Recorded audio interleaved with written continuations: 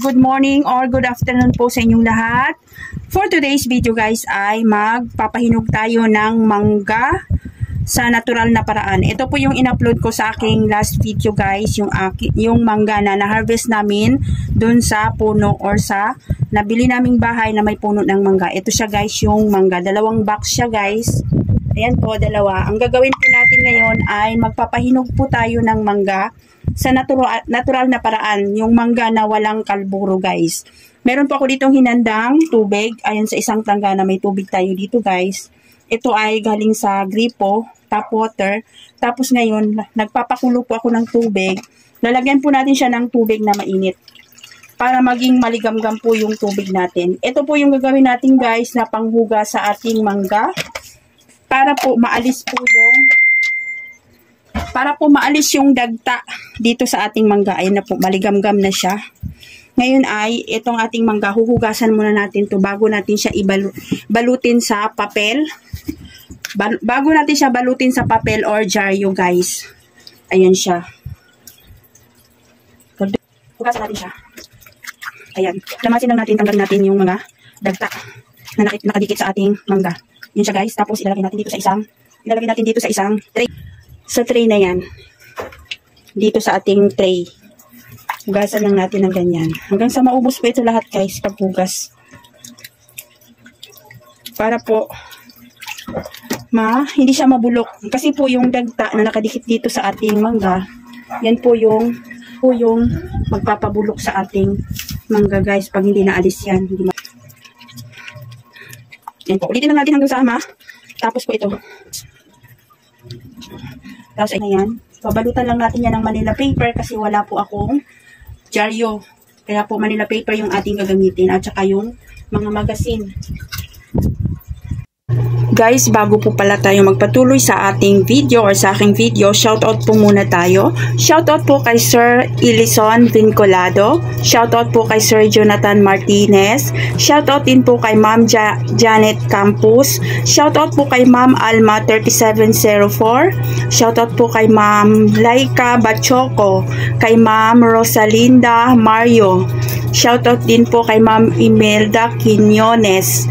Shoutout din po kay Ma'am Nati Remigio. Shoutout din po kay Ma'am Glidel Lapus, kay Ma'am Yeli Ladera, at kay Sir George Brian Luna. At shoutout din po ang always ko pong laging nanonood kay Miss Batangueña. Thank you po sa inyong lahat. Maraming salamat po and God bless po sa inyo. Nawa po'y patuloy po kayong sumuporta sa aking YouTube channel at nawa po hindi po ma-skip yung ads. Thank you po ulit. Hi guys, ito na po yung mangga na aming nahugasan kanina. Nahugasan natin sa maligamgam na tubig. Ito na yung itsura niya guys. Tapos yung isang box naman, ito hindi muna namin, bali dalawang proseso po yung aming gagawin guys. Ang isang box ay gagawin lang natin ganyan, yan lang natin, pasingawin lang natin siya dyan. Tapos ng 2 days saka po natin yan ilalagay sa box. Ito po ay gagawin kong lalagyan ko ng kalboro o yung pampahinog. Tapos ito yung isang box na to, ito yung gagawin natin, pahinugin natin sa natural na paraan guys. Ang kaibahan lang niya guys pag nahugasan, ito po yung tsura niya bali tuyo na siya guys, ay parang nawawala yung kintab niya pagka nahugasan siya ng maligamgam na tubig. Tapos ito naman yung mayroon pa siyang mga dagta, makintab-kintab pa siya. Yan, tingnan natin kung alin yung magandang proseso, kung yung kinalburo at saka yung natural lang na paraan.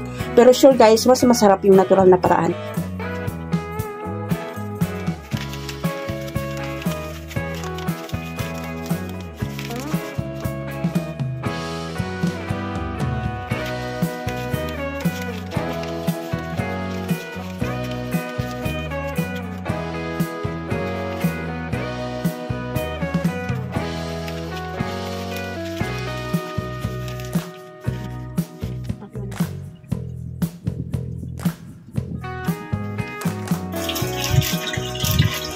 Guys, ngayon po ay tignan natin yung ating pinahinog na mangga after 4 days. 4 days ito guys na pinahinog namin. Hala, basa Sabi ko sa'yo eh. Ano siya? Nag-moist. Look yung mangga na to. Ayaw-ayaw ka pa. Ayaw-ayaw pa ni Mr. Buksan. Nag-moist siya guys. Sobrang init. Nilagay namin doon sa aming second floor sa taas. Ito po ay natural na hinog lang. Kasi po, nag-order po ako sa, ito po talaga, itong isang karton na to ay pinahinog namin na natural. Ito po yung hinugasan ko siya ng maligamgam na tubig at papahinugin siya natin sa natural na paraan. Ngayon po guys, nag-order po ako sa Shopee ng Kalburo. Ngayon po ay na-scam po tayo. Na-scam yung ate nyo. Ang binigay po sa akin na Kalburo guys ay ito. Ito siya. Bali, bato. Ang in-order ko po ay calcium carbide. Kalburo po yung pampahinog sana ng mga prutas. Ang binigay po sa akin ay ito. Kaya ito po ang natira na ikakalburo ko dapat. Ito siya guys, yung ikakalburo ko. Hindi siya nakalburo. Bali, inopen lang namin. Ito na lang yung natira kasi pag may pumupunta sa bahay, yan, hindi natin maiwasan na magbigay tayo. Pinamigay namin yung iba. Ito na lang yung natira. Ito siya guys, hindi ko to nahugasan. Natural na hinog lang. Yan siya. Ngayon, ito yung ating pinahinog sa ang init to. Ito yung pinahinog natin sa pinalot lang natin sa newspaper. Natural na hinog lang din po ito. Hindi po ako nakapagpahinog ng kalburo kasi nga po na na-scam. Ito yung na-scam po tayo. Ito siya guys, bato. Hindi naman ito kalburo kahit anong gawin mo guys. Hindi ito ice stone. Parang ito yung nilalagay sa mga aquarium na bato. Ayan, kaya ayun, nagreklamo tayo. Iyan siya oh. Alanganin ko yung pagkahinog na. Pero talagang hinog na siya. Yung dulo lang. Kulang pa to. Bukas siguro. Ito yung itsura niya. Nag-moist lang yung ibabaw. Pero akala ko nabulok na yung ayan siya guys. Ito, isang box po ito. Check ko lang kung baka alanganin pa siya. Pero ito po yung itsura ng hinog niya. Makinis na pagkahinog. Wala siyang mainit siya kasi nilagay po namin doon sa aming second floor. Mainit po kasi doon sa taas namin. Yan, ibabalik natin ulit after pa to. Bukas siguro pwede natin ito ibenta. Ayan, hinog na siya oh. Ito lang dulo ang hilaw pero pwede na to. Matamis po kasi to guys at saka matamis tong ganito na natural na hinog lang. Hindi natin siya kakalburo. Ngayon po ay ibalik natin muna. Kulang pa siya, alanganin pa. Off na. So this video guys ay i-open na po natin yung ating pinahinog na or yung ating binalik na mangga. Ayan, always nagmo-moist pa rin. Sobrang init. Hindi ko alam. Kaya bubuksan na natin. Baka abutin tayo ng pagkabulok nito. Sobrang init po kasi dun sa aming taas. Sa aming second floor na maliit. Kaya ganyan yung itsura ng ating pawis na pawis mangga. Ito po ay ibibenta natin. Feeling ko guys, kaya ganito yung mangga na to kasi siya. Hindi pa gaano siguro siyang magulang. Ayan o, yellow na. Pero yung dulo niya, mainit talaga. Akala mo kinalburo. Pero walang kalburo to guys. Yan, i-open na natin. Ilagay ko na siya sa basket para hindi na siya masyadong baka maabutan tayo ng pagkabulok nito. Sayang hindi natin mapakinabangan. Ayan na, may nabulok na nga. Good luckers. Ayan siya. Bulok is real. Kaya talagang kailangan na natin siyang buksan. Habang pwede pang mapakinabangan guys. Ayan. O diba? Ayan yung bulok o. Sayang. Sayang talaga. Siguro, feeling ko kaya ganun. Kasi yung etong gamit ko kasi magasin. Para makintab siya. Kaya lalong mas nag-trigger yung init. Oh, ayan na siya guys. Yung ating manggang pinahinog sa natural na paraan. Walang kalburo to guys. Yan siya. Walang kalburo. Abutin na talaga tayo ng pagkabulok. Kaya, na to? 1 week na to ngayon guys. 1 week na siya. Monday ko to ginawa. Monday na rin ngayon.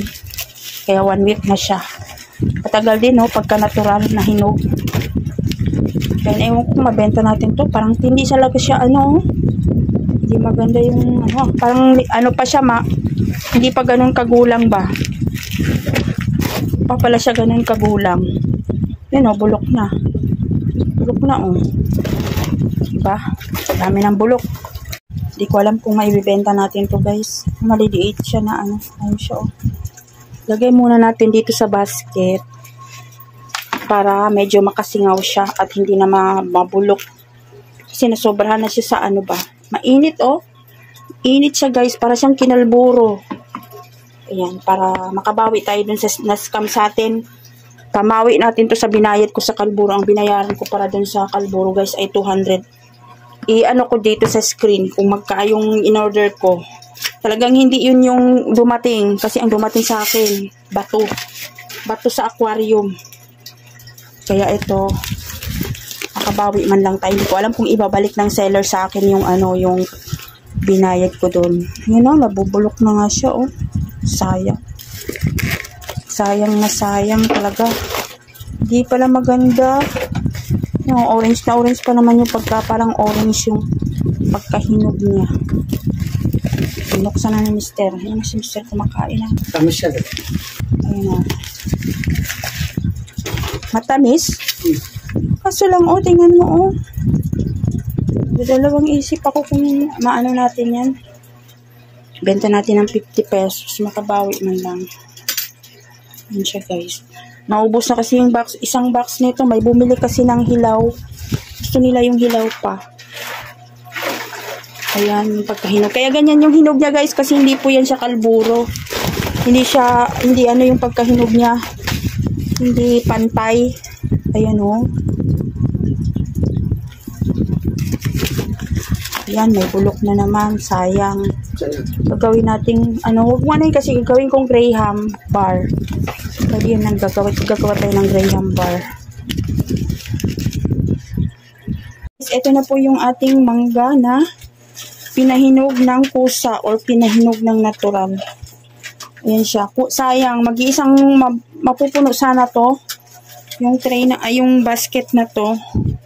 Kung wala yung bulok. Ito siya guys, yung bulok. Yung iba kinain na ni Mister. Nakakain na si Mister mga tatlo. Ayan, sayang. Pwede pa itong gawin natin Graham mango float or Graham bar. Pwede pa to guys. Tanggalin lang natin yung bulok. Ito, wala na laman yung ating karton. Yan, si Mister, sininop niya yung mga newspaper or yung mga pinagbabalot natin kasi meron pa tayong harvestin doon sa puno at magagamit pa natin yan pambalot ulit. Yan, yung basa lang, yung na-moist na yung itatapon natin. Yan, si Mister, nagsinop.